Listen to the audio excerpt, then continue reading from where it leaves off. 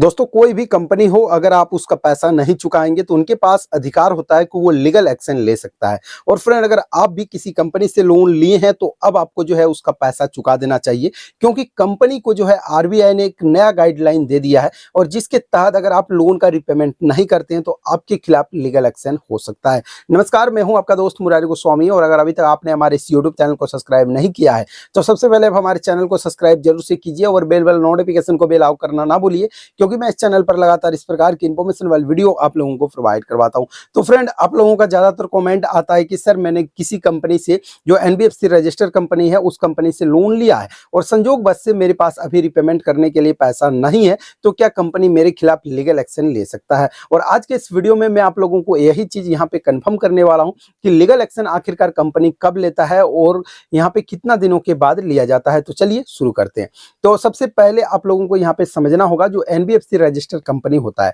वो जो भी कुछ यहाँ पे जो लीगल एक्शन का जो भी बात बोलता है, ये जो भी चीज करने का आप लोगों को धमकी देता है, उसके पीछे उनका एक ही मोटिव होता है कि जो पैसा उन्होंने आपको दिया हुआ है उस पैसा को रिकवर करना। देखिए, उनका कंपनी में काफी ऐसे एम्प्लॉय है जो रिकवरी के लिए ही आपको कॉल किया जाता है और अगर रिकवरी टाइम पर नहीं होता है तो ऐसे कंडीशन में जो एम्प्लॉय उन्होंने रखा है उनको काफी ज्यादा प्रेशर दिया जाता है। उनको बताया जाता है कि भैया इतना कस्टमर का डाटा मैंने आप लोगों को दिया है, इतना दिन के अंदर इतना पैसा मुझे रिकवर करके दीजिए। और ऐसे कंडीशन में उन लोगों को जो टारगेट दिया जाता है उस हिसाब से अगर रिकवर नहीं हो पाता है तो वो लोग भी काफी ज्यादा परेशान होता है, जिसके कारण से ज्यादातर एनबीएफसी रजिस्टर्ड कंपनी जो होता है वो आपको ज्यादातर कॉल करके एक ही चीज बोलते हैं कि सर पैसा आप चुका दीजिए, अन्यथा आपके खिलाफ लीगल एक्शन होगा। और ज्यादातर लोग इस बात से ही डर जाते हैं कि लीगल एक्शन जो है अगर हो जाता है तो मैंने जो 5 या 10 या 20 हजार का जो लोन लिया है उसके बदले में मुझे कहीं पे 50-60 या लाख रुपया खर्चा ना हो जाए,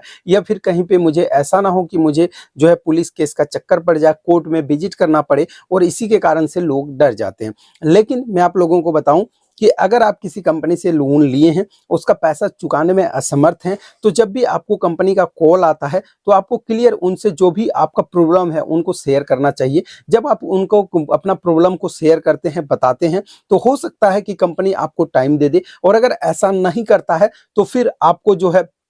किसी प्रकार का कोई भी टेंशन नहीं लेना है, क्योंकि जो भी लोन अमाउंट आप लिए हैं उसके ऊपर एक प्लेंटी का प्रावधान है। प्लेंटी यानी कि कंपनी का एक नियम है कि अगर आप ओवर ड्यू करेंगे तो इतना दिन के बाद इतना रुपया का प्लेंटी आपके ऊपर लगाया जाएगा, और वो एक प्रकार का फाइन होता है। जैसे कि आपने जो लेट पेमेंट किया उसके बाद पैसा आपका जो ओवर ड्यू जा रहा है, जिसके कारण आपके ऊपर प्लेंटी चार्ज लगाया जा रहा है। और इससे कंडीशन में हो सकता है 5 दिन, 10 दिन, 15 दिन के लिए अगर आप डिले करते हैं तो उसमें आपको कुछ पैसा जैसे कि 200-500 का प्लेंटी आपके ऊपर लगाया जा सकता है। और ऐसे कंडीशन में जब भी आप पैसा का तुरंत यहाँ पे पेमेंट कर देते हैं तो पूरा लोन आपका क्लियर हो जाता है। लेकिन सबसे पहला यहाँ पे बात यह है कि लीगल एक्शन आखिरकार कब होता है। तो देखिए, मान लिया जाए कि मैंने किसी कंपनी से 10,000 का लोन लिया और वो कंपनी एनबीएफसी से रजिस्टर्ड है, तो सबसे पहले तो मैं एक चीज यहाँ पे कंफर्म करूंगा कि जो कंपनी से हमने लोन लिया है वो कंपनी अगर एनबीएफसी से रजिस्टर है तो सबसे पहले आपको अपना सिविल स्कोर चेक करना चाहिए। अगर आप अपना सिविल स्कोर को चेक करते हैं और आपके सिविल में वो कंपनी दिख रहा है तो उसका मतलब है कि ये कंपनी एनबीएफसी से रजिस्टर है, जिसमें आपको एक्टिव लोन अकाउंट दिखेगा, क्लोज लोन अकाउंट दिखेगा। जिससे एक चीज तो आपको कंफर्म हो जाएगा कि आज तक अपने अपने पैन कार्ड को यूज करके कि अभी तक कितना कंपनी से लोन लिया है और कितना लोन अभी तक एक्टिवेट है और उसमें से कितना लोन अभी तक क्लोज हो गया है। तो जो भी लोन आपका एक्टिवेट है और उस कंपनी का नाम आ रहा है, तो अगर आप जो है टाइम पर पेमेंट नहीं कर रहे हैं तो सबसे पहले आपका जो सिविल स्कोर है उसको डिक्रीज किया जाएगा। डिक्रीज यानी कि लो होगा। 300 से लेके 900 के बीच में जो सिविल होता है उसमें आपका डिक्रीज होना चालू हो जाएगा, और जिसके बाद ये जो प्रोसीजर है ये साल भर तक चल सकता है। साल भर चलने के बाद आपका सिविल जब काफी ज्यादा डिक्रीज हो जाएगा, वैसे कंडीशन में अब आपको यहाँ पे थोड़ा सा प्रॉब्लम होने वाला है, क्योंकि जब भी आप नए लोन के लिए अप्लाई कर रहे हैं तो वहां पे फिर से आपको वही डॉक्यूमेंट्स फिलअप करना पड़ेगा, जिसमें आप अपना पैन कार्ड, आधार कार्ड यूज करेंगे। और वैसे कंडीशन में जो है जो भी लोन कंपनी लोन प्रोवाइड करवाता है वो सिर्फ आपका जो क्रेडिट स्कोर होता है, जो सिविल स्कोर होता है, उसी के बेस पर आपको लोन देता है। और वैसे कंडीशन में आपका सिविल को चेक किया जाएगा, जहां पे डिक्रीज बताया जाएगा, ओवर ड्यू भी आ जाएगा। तो ऐसे कंडीशन में उनको पता चल जाएगा कि आपने भैया फलाना कंपनी से लोन लिया है, उसका पेमेंट अभी तक नहीं किया है, जिसके कारण से आपको लोन मिलना थोड़ा सा मुश्किल हो जाएगा। तो ये तो 1 साल के बीच में है। लेकिन अगर 1 साल से भी ज़्यादा हो जाता है तो कंपनी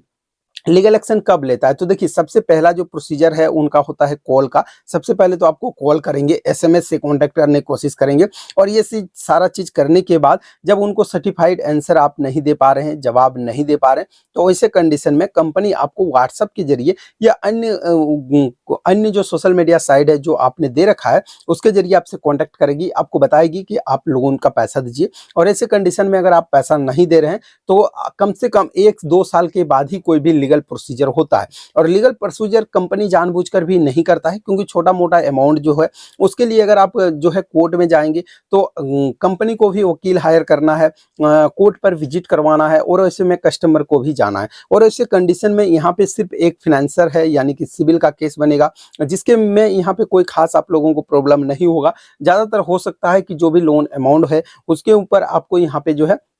सेटलमेंट का ऑफर दिया जाएगा और सेटलमेंट होने के बाद ये जो लोन अमाउंट है ये पूरा क्लियर हो जाएगा। तो इस तरह से प्रोसीजर होता है। कोई अगर आपको ऐसा बोल रहा है कि मैं आपको जैसे कि 2 दिन ओवरड्यू नहीं हुआ, ये 5 दिन हो गया है और ऐसे कंडीशन में आपको बोल रहा है कि मैं आपके खिलाफ लीगल एक्शन लूँगा, बिल्कुल आपको डरना नहीं है। इस तरह का कोई भी बात जल्दी से नहीं होता है। बाकी मैं इस वीडियो में सिर्फ आप लोगों को एक ही चीज़ बताने का कोशिश कर रहा हूँ कि लीगल एक्शन कंपनी का अधिकार है, अधिकार क्षेत्र में है, वो चाहे तो ले सकता है। लेकिन आप लोगों को भी एक काम करना चाहिए, जब भी आप पैसा ले रहे हैं टाइम पर पेमेंट करें। लेकिन हाँ, हो सकता है कि आपके पास कुछ प्रॉब्लम रहा हो तो आप उनसे टाइम ले सकते हैं और अगर पैसा आपके पास नहीं है, काम नहीं है, जॉब नहीं है और किसी कारणवश से आपका कोई भी दिक्कत है तो आपको निश्चिंत रहना चाहिए, ज़्यादा डरना घबराना कुछ भी नहीं है। जब भी आपके पास पैसा आए पेमेंट कीजिए। यहाँ पे तो आपको एक चीज़ तो मान लेना चाहिए कि अगर आप पैसा का पेमेंट सही टाइम पर नहीं कर रहे हैं तो सिविल का ही आपका नुकसान यहाँ पे हो रहा है। तो काफ़ी लोगों का ये कमेंट आ रहा था कि सर मैंने फलाना कंपनी से लोन लिया है,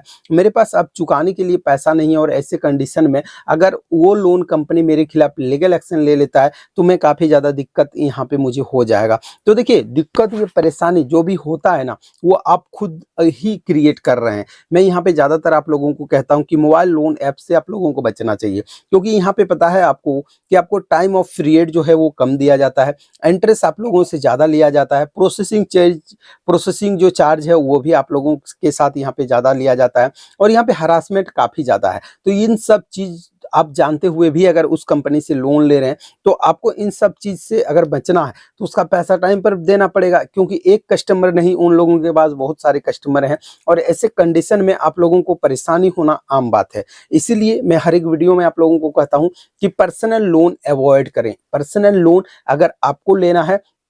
तो बैंक विजिट कीजिए, ठीक है। ऐसे ट्रस्टेड लोन कंपनी से लीजिए। ऐसे कोई भी कंपनी को बिना देखे बिना समझे उसके बारे में रिसर्च किए हुए कभी भी लोन आप लोगों को अप्लाई नहीं करना चाहिए और अगर इस तरह का आप लोग करते हैं तो खुद के लिए प्रॉब्लम आप लोग बढ़ा रहे हैं। लेकिन मैं ज़्यादातर यही कोशिश करता हूँ कि जो आप लोगों को थोड़ा मैं यहाँ पे आपको जानकारी दे सकूँ ताकि आप लोगों को दिक्कत ना हो। इस वीडियो में यही जानकारी था। अगर वीडियो आप लोगों को पसंद आया होगा तो वीडियो को लाइक शेयर और कॉमेंट जरूर कीजिए। इस वीडियो रिलेटेड कोई भी सवाल अगर आपके मन में है तो आप हमें कमेंट कर जरूर पूछिए। तो चलिए फ्रेंड, मिलते हैं किसी अगले वीडियो